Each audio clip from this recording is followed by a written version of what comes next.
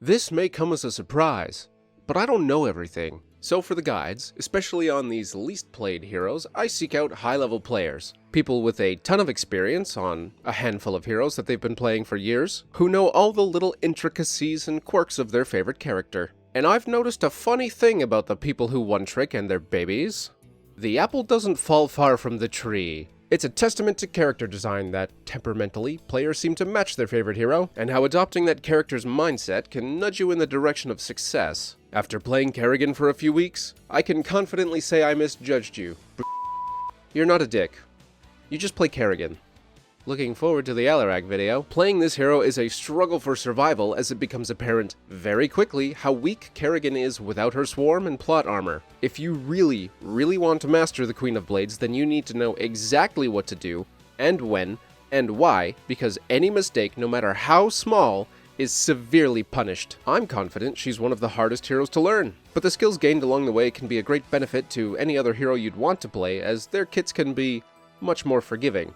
To explain why the Kerrigan experience is so painful, I first gotta talk a bit about melee assassins. It is the smallest class of heroes, supports don't count, with 9 melee assassins in the game and a fish. These are some of the deadliest heroes in HOTS. High damage, burst or sustain, and some crowd control options give them incredible kill potential, offset by how fragile they tend to be, and all but 2 of them have one thing in common: easy to use and reliable mobility abilities. Maiev and Zeratul can teleport. Kira has that weird spin and a grappling hook. Valeera can dash and disappear. Illidan's got movement out the ass. Alarak can shove himself, and telekinesis can be used to scoot away. Murky doesn't give a fuck. Samuro.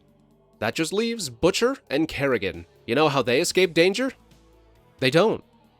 They die. They're not completely helpless, but their mobility requires a target. In a lane, you better hope there's a minion behind you, and outside of that, jumping or charging into another hero or summon may not necessarily get you out of danger. For all his faults, Butcher's charge at least makes him unstoppable, but he has his own video. Go watch that. Kerrigan gets several targeted jumps, and they usually take you deeper into the fight to victory or death. She is all in, baby, with amazing initiation, a deadly combo don't miss, and some stupidly high single target burst damage. You better get that pick. Her playstyle reminds me a lot of Artanis, actually, but while he's built to take hits and keep on fighting, Kerrigan shatters when the pressure is turned up even a little bit. Think of her like an obsidian dagger. Beautiful, extremely sharp, and fragile. You're going to be seeing this a lot, and while your team might understand that they need to support an embattled Artanis, I swear, Kerrigan fucking vanishes from their brains the second you leap in for the kill. You'll need to make a big stink about your engages. Your team aren't part of the swarm, and you don't have 90 bajillion Zergling meat shields to eat skill shots for you. The shields from her trait can help Kerrigan live longer than expected, but if you're raw-dogging team fights, you won't have any protection as assimilation takes a bit to get rolling, and any bonks, stops, or get-backs can kill Kerrigan's momentum. With all that in your way,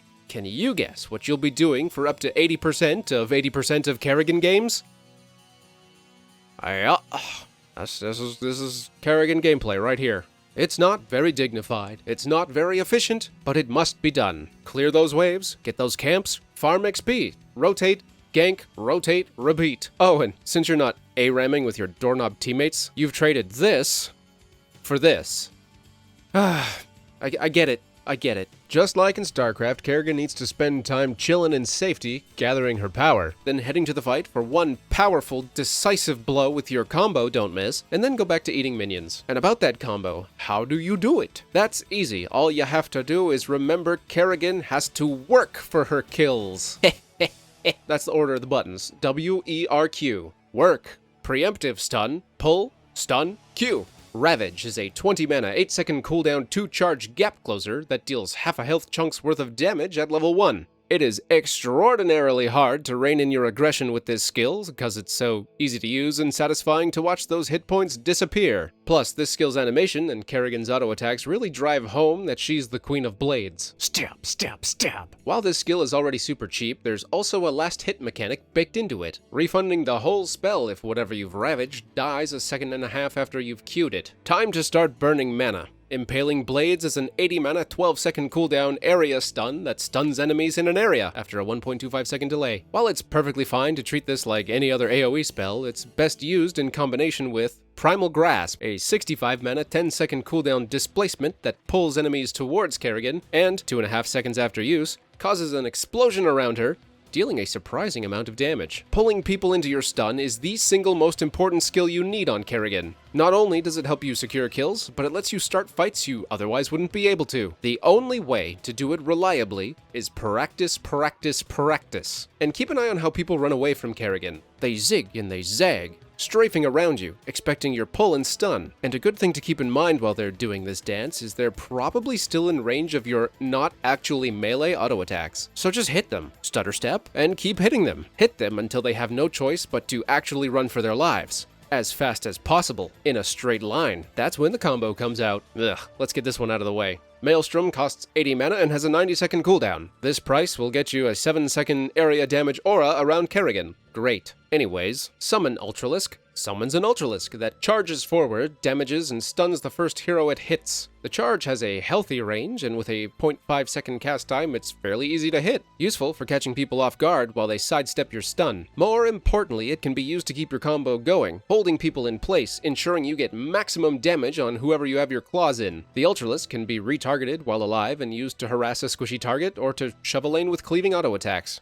Now, I don't really go into talents with these videos as they're more about giving a general sense of the hero and the mindset needed to get started with them. Kerrigan is special and has a few talents that are must-picks due to the nature of her kit. Chrysalis at level 13 is a 90-second cooldown pseudo-ice block that puts Kerrigan in stasis and regenerates 5% of her health for as long as the Chrysalis lives. While it can be destroyed, this ability is useful for dodging crowd control, removing hostile effects, or simply avoiding the holy shit amount of damage the enemy throws at you the moment you jump into a fight. You need this.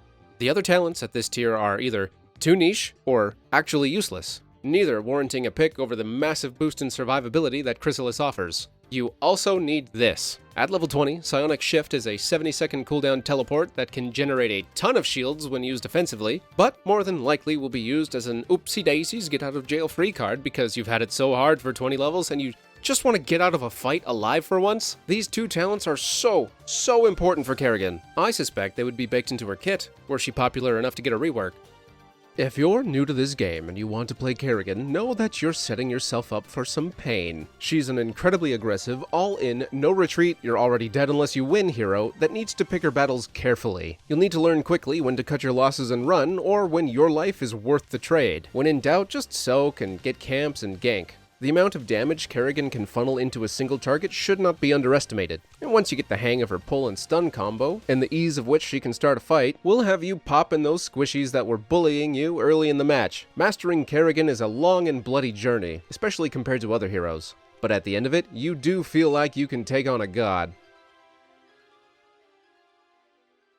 Did you know Kerrigan's middle name is Louise? Thanks for watching. If you liked the video, please boost the analytics in any way you see fit, or watch my other videos. We're about halfway through the hero roster at this point, but if you're as sick of Heroes of the Storm as I am, I also have unrelated videos. Views beget views. So if you feel like torturing other people on YouTube with yours truly, clicking on those videos, even if you don't watch them, helps the channel immensely. I'll be taking a step back from Heroes content for a bit, cause these past few weeks were a lot and I want to do other things.